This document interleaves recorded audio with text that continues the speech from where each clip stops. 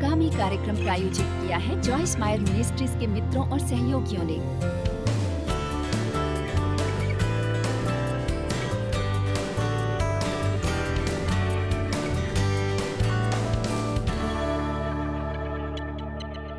किस तरह की बातें हमें नाराज करती हैं? कोई मेरी कद्र नहीं करता, कोई नजरअंदाज करता रहता है, मुझे किसी चीज में शामिल नहीं किया जाता, मुझे शामिल करना चाहिए। कोई मेरा निरादर करता है, कोई मेरी अपेक्षा पे खरा नहीं उतरता, कोई जो परवाह नहीं करता, मुझे किसी बात के लिए कतार में लगना पड़ता है जो धीमी चल रही है। ट्रैफिक में इंतजार करना, कोई आपके उस पार्किंग पेस में आ धमकता है जिसके लिए आप रुके हुए थे। अपनी राय की कद्र ना किए जाना, लोग जो उस पर विश्वास नहीं करते जो आप कहते हैं। उस परमेश्वर के बारे में भी नहीं जिसकी हम सेवा करते हैं। हम इस संदेश को बेहतर जानते तो हमारे 900 अलग अलग डिनोमिनेशंस होते। वो सब जो सोचते हैं कि केवल वही है जो सही है।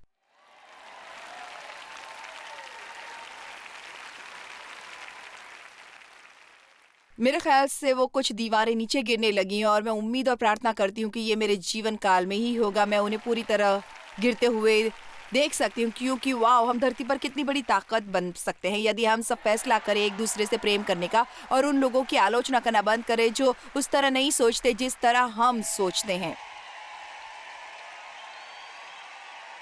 जब हम स्वर्ग में जाएंगे तो वहाँ कोई बैप्टिस्ट सेक्शन नहीं होगा, पेंटाकोस्टल सेक्शन, लूथरन सेक्शन, एक कैथोलिक सेक्शन, एक मेथोडिस्ट सेक्शन।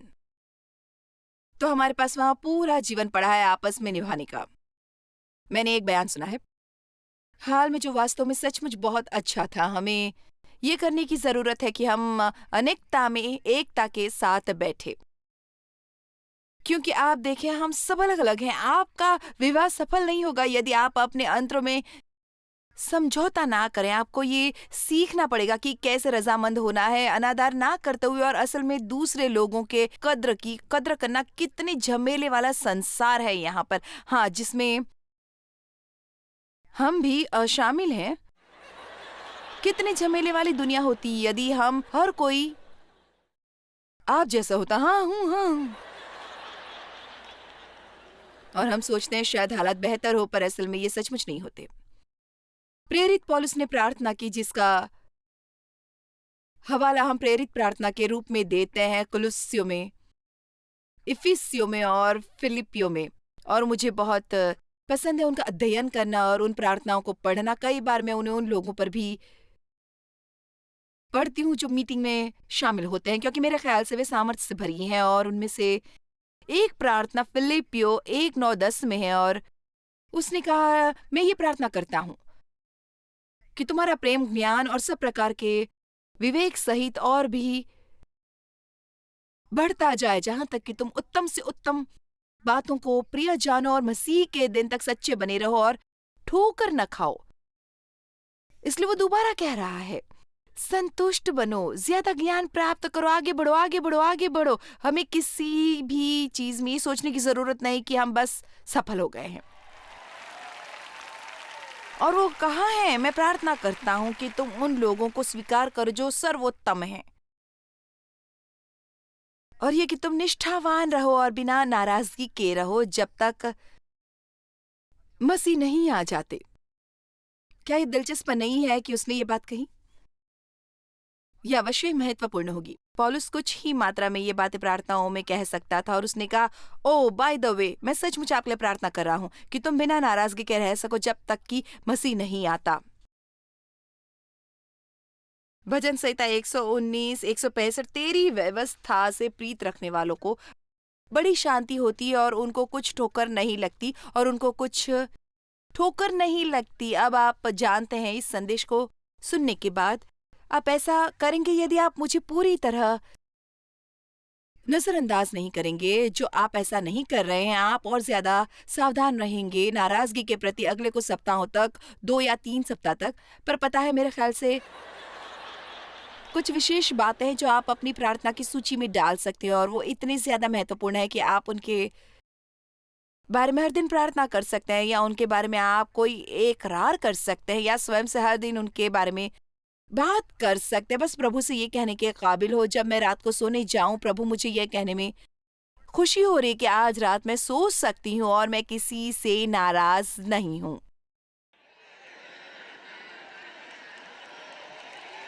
आमीन।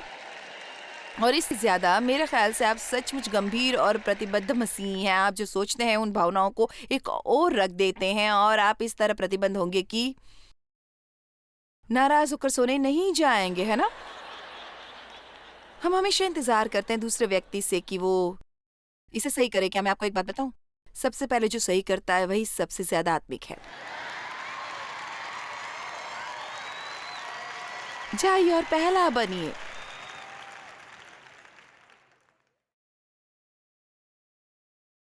सुबह ये कहना अच्छा है, आज मैं नाराज़ ना होना चुनती हूँ, चाहे आज कुछ भी हो जाए, ख़ासकर जब आप ये जानते हो कि आपके लिए ये एक कमज़ोरी है या किसी ऐसे के आस-पास रहने वाले हैं जो लगता है आपको उत्तेजित करता हो, या आप एक ऐसी जगह काम करते हैं जहाँ नाराज़ होना बहुत आसान है। बदतमीज़ लोग, लापरवाह लोग, आपसे ऐसा व्यवहार नहीं हो रहा जैसा आपसे होना चाहिए। एक फैसला कीजिए, मैं आज काम पर नाराज़ नहीं होने वाली। मुझे परवाह नहीं कि कुछ भी हो, प्रभु मुझे मजबूत बनाए रखे ताकि मैं नाराज़गी में अपना दिन ना बिताऊँ। बहुत से अलग-अलग किस्म की नाराज़गियाँ हैं। नाराज़गी मोल लेना, नाराज़गी देना, सच्चाई से नाराज़ होना। यीशु ने हमेशा लोगों को नाराज़ किया, बस हमेशा सच्चाई बताकर। हम परमेश्वर से नाराज़ हो सकते हैं या हम मुसीबत से नाराज़ हो सकते हैं, जो उन एक संदेशों में से एक है जिसे मैं बताऊँगी। इससे बदतर कुछ भी नहीं कि आप थोड़ा-सा रत्ती भर भी परमेश्वर से नाराज़ हो, क्योंकि हालात ऐसे नहीं हुए जैसे आपने सोचा था, क्योंकि आपकी थोड़ी-सी ज़िंदगी कठोर रही। हम पवित्र आत्मा को नाराज़ कर सकते हैं और भई ये कुछ ऐसा है जिससे सचमुच हमें परेशान होना चाहिए कि पवित्र आत्मा को हम नाराज़ करना ना चाहें। आप कहते हैं कि पवित्र आत्मा को हम कैसे नाराज़ करें? वैसा करने के लिए हम क्या करें? खैर जाओ और पढ़ो इफिसियों 4:29-31। इस वक़्त नहीं, पर आपको जल्दी पता चलेगा। आप जानते हैं उन्हें सबसे ज़्यादा क्या नाराज़ करता है? गुस्सा, नफ़रत, झगड़ा, इस तरह की बातें जिनकी हम बात कर रहे हैं। और फिर ये बहुत कुछ कहता है शब्दों के बारे में। बेकार शब्द, भद्दे शब्द, वे सब प्रकार की बातें जो हम कहते हैं जो लोगों को ठेस पहुंचाते हैं। और हम सब जानते हैं कि बहुत बार नाराज़गी उससे उत्पन्न होती है जो बातें हम कहते हैं या उन अच्छी बातों से जो हम नहीं कहते। आमीन। और फिर स्वयं को नाराज़ करना, हम उसके बारे में बात करेंगे। ये बहुत दिलचस्प है कि बाइबल में लिखा है कि स्वर्ग में कोई नाराज़गी नहीं होगी। कोई नहीं। ज़ीरो। तो बताइए क्या हमें इसे सही करना होगा इससे पहले कि हम वहाँ जाए? मुँह की कटनी वाले स्वर्गदूत हम नाराज़गी दूर करेंगे। अब यहाँ कुछ है जो मैंने काफ़ी अरसे से नहीं सिखाया और मेरे ख़्याल से काफ़ी महत्वपूर्ण है। यदि आप मत्ती अध्याय 24 की ओर देखें, ये सब संकेत हैं अंतिम दिनों का। लड़ाइयाँ, लड़ाइयों की अफ़वाहें, भूकंप, अकाल, अलग-अलग स्थानों पर बार। पर कुछ ऐसी बातें हैं जिन पर हम कुछ ज़्यादा ध्यान नहीं देते जब हम अंतिम दिनों के संकेतों की बात करते हैं। यदि कहीं अकाल पड़ा है तो कोई कहता उफ़! ये संकेत अंतिम दिनों का है। यदि कहीं भूकंप आता है, देखा ये अंतिम दिनों का संकेत है। यीशु जल्दी आ रहे हैं। आप जानते हैं अंतिम दिनों का ये एक बड़ा संकेत है जिस पर हम ज़्यादा ध्यान नहीं दे रहे। और यह है कि जो लिखा है वचन 10 और वचन 12 में, अंतिम दिनों के संकेत, और बहुत से लोग नाराज होंगे। खैर चलो भी, हमें इसे समझना होगा। बहुत से नाराज होंगे। आज धरती पर कहीं ज्यादा लोग नाराज है बजाय किसी और काल के। और मैंने कभी ऐसा समय नहीं देखा जब लोग इतने क्रोधित और इतने तनाव और दबाव से भरे हुए हों। और मेरा मतलब है, जरा सी बात नहीं लगती किसी इंसान को भड़काने में। मैं आपको कुछ बताना चाहती हूँ, जब आपको स्पेशल क्लासेस चलानी पड़े लोगों के लिए दिन में रोज हो, और जब ये बहुत खराब हो चुका हो मेरे ख्याल से, और क्या उनके पास अब लोगों के लिए कुछ है सेल फोन की वजह से गुस्सा है, मुझे नहीं पता। ये ऐसा है कि गिव मी अ ब्रेक। यदि सेल फोन आपकी शांति चुरा लेने वाले हैं तो इन चीजों को आप अपने घर से बाहर रखें।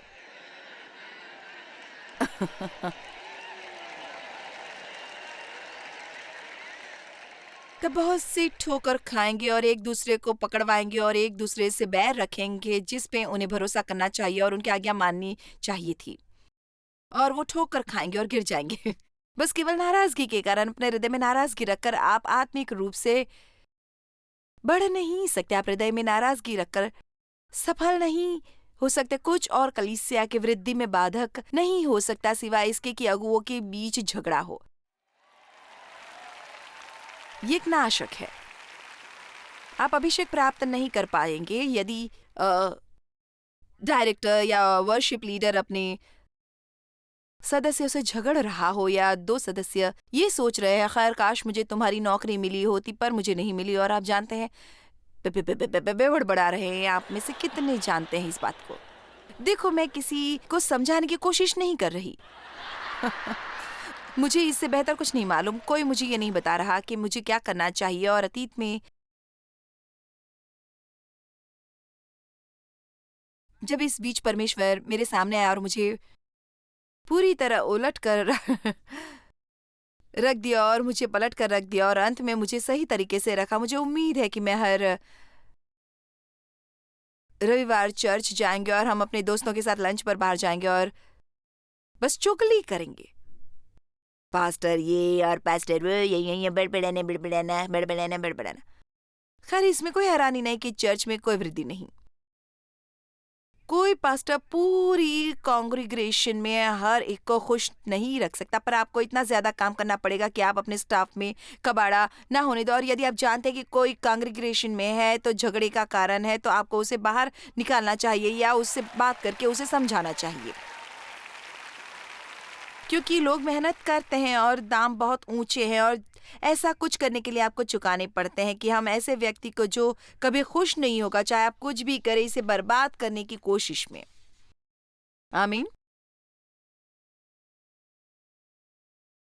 आपको काम करने की जरूरत है कि आप अपने परिवार से झगड़ा बाहर के। बाइबल में लिखा है जहां भी एकता है वहां अभिषेक और आशीष है। तो बहुत से लोग नाराज होंगे। हम एक बहुत ही हिंसक समय में जी रहे हैं जब लोग इतने तनाव में है, बहुत ज्यादा कार्य करने की कोशिश में। और फिर 12 में लिखा है अधर्म के बढ़ने से बहुतों का प्रेम ठंडा पड़ जाएगा। और ये मसीह की देह के बारे में बात कर रहा है। ये मेरे लिए शांत करने वाले शास्त्र वचन है। और मसीह की महान देह से प्रेम ठंडा पड़ जाएगा। देश में बढ़ती हुई दुष्टता और अव्यवस्था के कारण शैतान बहुत पसंद करता है ठंडे प्रेम वाला गढ़ जो हमारे हृदय में बना हुआ है। तो हम एक दूसरे की परवाह नहीं करते, हम में एक दूसरे के प्रति करुणा नहीं है, हम अपने मुंह से किसी के टुकड़े टुकड़े कर देने के बारे में नहीं सोचते हैं, हम एक दूसरे की जरूरतें नहीं पूरी कर रहे हैं, पर हम चर्च जाते हैं। हम में से हर कोई सेवकाई में है। आप भी सेवकाई में होते हैं जब आप अपनी फैक्ट्री में जाते हैं, आप सेवकाई में होते हैं जब आप अपने ऑफिस जाते हैं। लोग सुने, आपको देखें। और यह संभव नहीं कि जो जानबूझकर नाराज करने की सोचे बस ये देखते रह जाएं। मैं अच्छा प्रचार कर रही हूँ।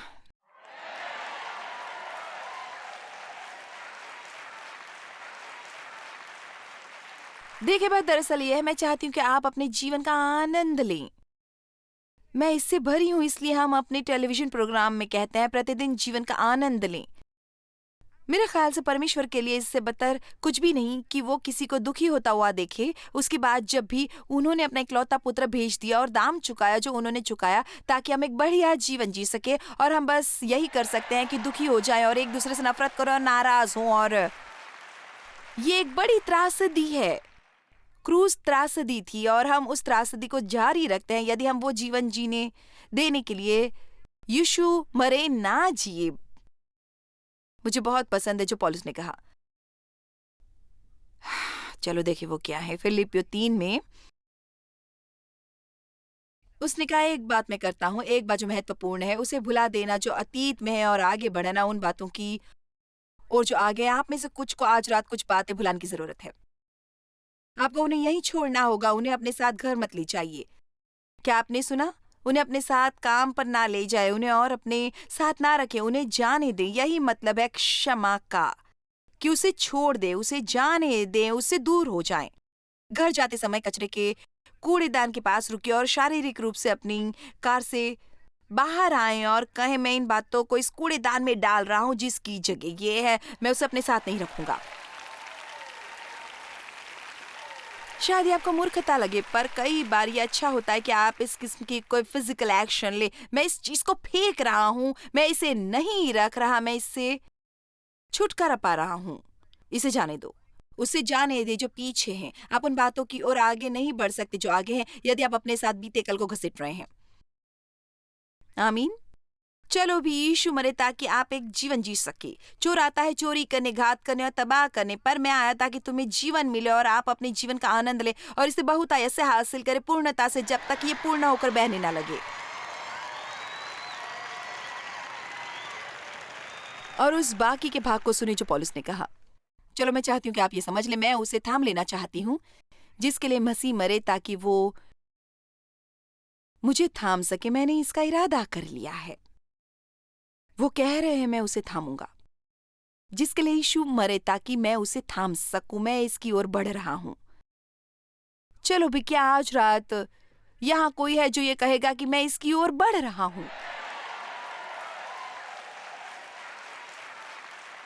अब और दैनीय मसीहत में ना रहे, मैं नाराज हूं। तुमने मेरी भावनाओं को ठेस पहुंचाई। पता है, इसका मतलब ये नहीं कि लोग बदतमीजी नहीं करते, वे करते हैं। आपको कुछ पता है, हम एक लड़ाई में हैं। हम परमेश्वर की सेना में सिपाही, और यहाँ एक आत्मिक लड़ाई जारी है जो हमारे आसपास सारा समय होती रहती है और हम हमेशा तरोताजा होने की जरूरत महसूस करते हैं। हमें ये याद रखना है कि हम शरीर और लहू के विरुद्ध नहीं हैं, पर हम विरुद्ध हैं प्रधानताओं के, शक्तियों की और उच्च स्थानों की। इस सप्ताहांत हम कभी इस शास्त्र वचन की ओर देखेंगे शायद, जहां पतरस ने यीशु को डांटा कि वो भी क्रूस पर जाएगा और दुख उठाएगा, और यीशु उसकी ओर मुड़ा और कहा, मुझसे दूर हट शैतान। उन्होंने सीधे पतरस की ओर देखा और कहा, पीछे हट। अब मैं आपको ये सुझाव नहीं दूंगी कि आप घर जाकर ऐसा करें, पर मैं ये स्पष्ट कर दूं इससे पहले कि आप घर जाएं। लेडीज, घर जाकर अपने पतियों की ओर देखकर ये मत कहिए, तुम शैतान हो। पर मैं ये मुद्दा उठा रही हूँ कि जो पतरस कह रहा था उसके पीछे कौन था, और उसने कहा, तुम एक नाराजगी हो और एक रुकावट हो, और तुम मुझे परमेश्वर की इच्छा से दूर रखने की कोशिश कर रहे हो। आप जो किसी व्यक्ति पर दोष लगा रहे हैं, वो बस शैतान है जो कार्य कर रहा है किसी जन्मजात कमजोरी के कारण किसी में, और आप कहीं बेहतर होंगे बजाय पूरा दिन इस पर बिताने के या साल भर उससे नाराज रहकर, बजाय उसमें से कुछ समय शैतान को डांटने में बिताने की। मैं प्रार्थना कर रही हूँ कि परमेश्वर आपको उस कमजोर क्षेत्र में मजबूती देंगे। हमें उसको थामना है जिसके लिए मसीह यीशु मरे, हमें थामने के लिए। बहुत से लोग नाराज होंगे, लोगों की विशाल देह का प्रेम ठंडा पड़ जाएगा। लोग, मैं चाहती हूँ कि आप ये जानी, प्रेम आत्मिक लड़ाई में है।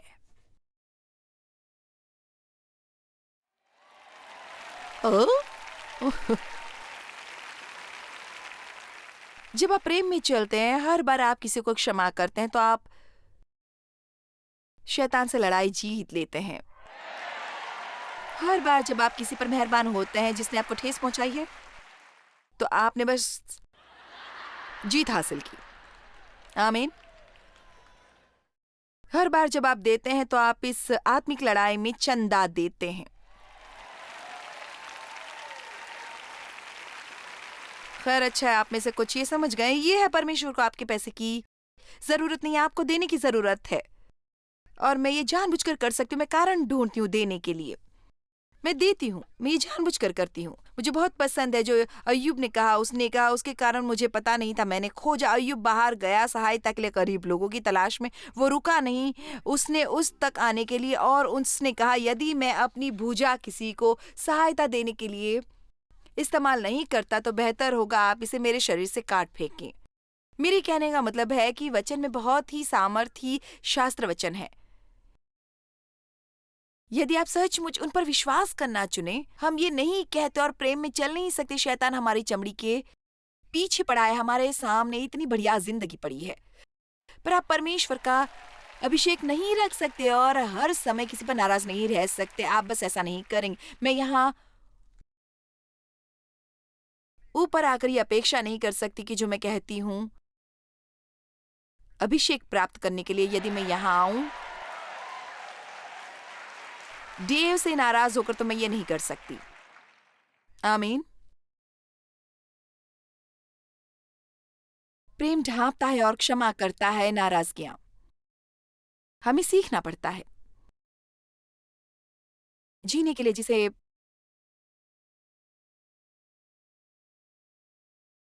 मैं कहती हूँ न्यू नॉर्मल, आप कहते हैं।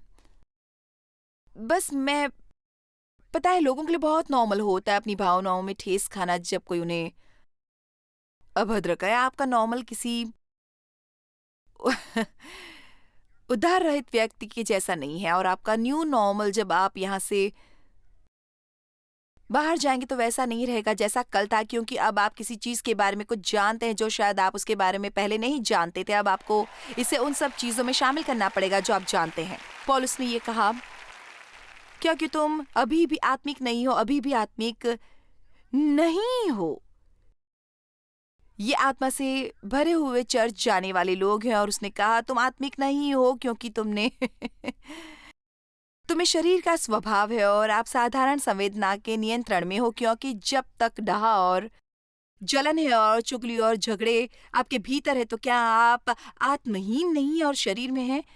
एक आम मनुष्य के दर्जे के अनुसार व्यवहार करना और ऐसा व्यवहार करना अपरिवर्तित मानव की तरह है। यदि कोई भी मनुष्य मसीह में है तो वो एक नई सृष्टि है, जिसे नया जीवन मिला है और हमारे पास नया सामर्थ्य और न्यू नॉर्मल है, और एक मसीह के लिए आसानी से नाराज होना नॉर्मल नहीं है, बिल्कुल भी नहीं।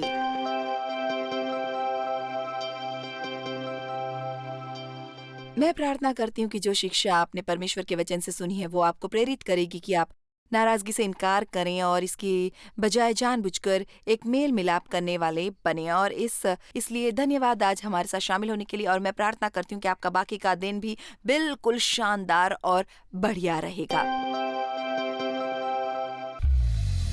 जॉयस मायर मिनिस्ट्रीज में आप हमारे लिए बहुत ही कीमती हैं, जितना कि आप जानते हैं। हम आपकी सराहना करते हैं और इस सेविकाई को दुनिया भर में संभव बनाने के लिए हम अपने दोस्तों और सहभागियों को धन्यवाद देते हैं। हम साथ मिलकर भूखों को खाना खिलाते हैं, गरीबों को कपड़े देते हैं और कई देशों में सुसमाचार बांटते हैं। अपना प्रार्थना निवेदन भेजने के लिए कृपया आज ही संपर्क कीजिए jmmindia.org पर। हमारे स्रोतों के बारे में और भी जानिए, जॉयस की सभाओं की सूची देखिए, हमारे साथ सहभागी बनने के लिए, क्योंकि हम दुनिया भर में मसीह के प्रेम को बांटते हैं।